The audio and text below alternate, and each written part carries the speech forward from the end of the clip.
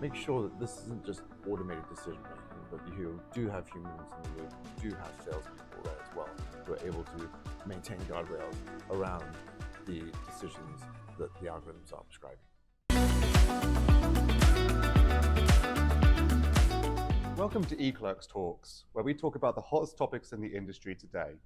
My name is Adam Cohen. I'm the head of product marketing at eClerx, and with me today we have Jamin Edis, a professor at NYU Stern School of Business, who has over 30 years of consulting experience, and he's focused on serving clients in technology, digital strategy, data analytics, and artificial intelligence. Jamin, nice to see you. Great to be here. So in today's episode, we're really focused on the upcoming Black Friday for 2025. It's known around the world as different things, whether it's White Friday, you also have the big Singles Events Day in China. Obviously, this is a phenomenon too in the UK and Europe as well. What we wanted to really do in this episode will tell you what you need to know for this day when it comes to AI too. So, as I'm sure you're all aware, Black Friday isn't just one day anymore, really. It's now really a 4-week marathon that shapes your Q4 revenue. And 2025 is different compared to previous years. We're seeing a lot more with AI-driven pricing, stricter retail compliance, and shoppers demanding speed and trust have really raised the bar in this area. So in the next 6 minutes, what we'll do is we'll break down what makes 2025 unique and how to actually win in this space. And before we begin, remember this. Shoppers decide in seconds. If your SKUs aren't live, priced right, and discoverable, you're invisible to them, and invisibility doesn't convert. Okay, so my first question really is, how do brands make sure the right SKUs are live in the right places before this year's Black Friday? Right, well, what we saw in the shift from physical analog retail to digital was the creation of infinite shelf space. Now, it's not quite infinite. The first page that you land on, whether it's the first screen on your phone or it's the landscape view on your computer, that's the richest real estate. Sure. And typically, a lot of that real estate is taken up by what we call hero SKUs. They'll take up the whole end-to-end of the screen. But it's important now that we are scanning all of the digital shelf. What AI gives us now are the tools that enable us to do those full long-tail shelf scans. But that's table stakes right now. What it does do, however, it allows you to validate the variants, the sort of bundles that are working, and AI-generated duplicates. Mm-hmm. And those listings can often clutter search. And so I think more importantly than ever now, making sure that your products are visible with the correct imagery and text and metadata. Because again, as you said before, if it's invisible, it cannot be found. If it cannot be found, you cannot convert. Right. I think another area to look at is to be aware of out-of-stock discipline, right? Retailers these days are penalizing repeat stockouts much more heavily in the 2025 algorithm. So the landscape is changing every year.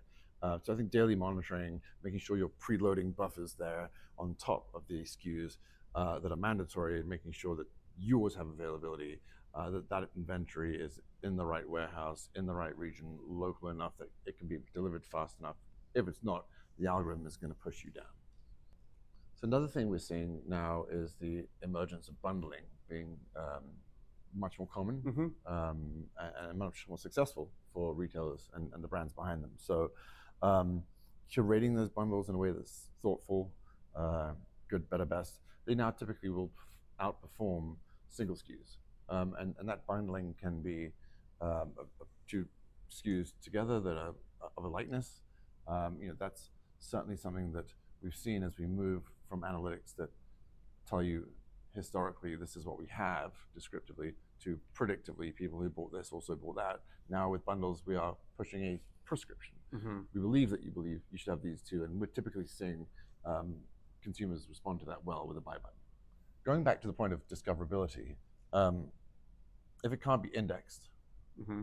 then it can't be found, right? The algorithm simply won't surface it. So I think it's not enough just to be accurate. One needs precision in the information that you are wrapping your SKU around, no matter whether that product is a sneaker or a video game or you name it. So what you need is structured titles, and you can A/B test those. The bullet points that are optimized for AI search in the description, metadata, shoppable videos, seasonal gifting badges, brand logos.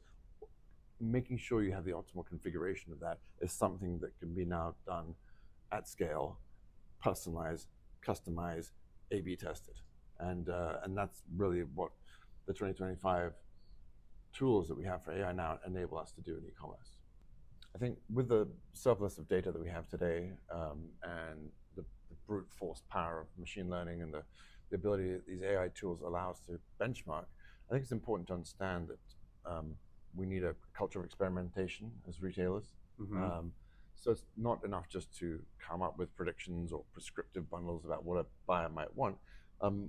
When we are A/B testing, we are effectively conducting a scientific experiment. And so we need to be able to go and look back. How did this, for example, if you're looking at the conversion of hero SKUs at the top of a page, well, what's the delta with how it was last year using this new tactic? Did it actually have incremental uplift in volume and revenue? Were you able to experiment with different price points and actually see attributable ROI based on last year? So in this respect, you need to make sure that the laddering of analytics coexists and that they reinforce each other between descriptive, predictive, and prescriptive analytics. And all of those are something that needs to be done constantly in real time, dynamic, and be adaptive.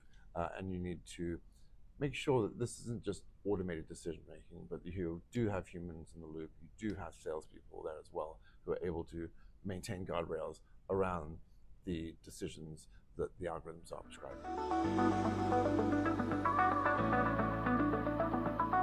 On occasion, your prediction will be wrong, and you won't have enough stock.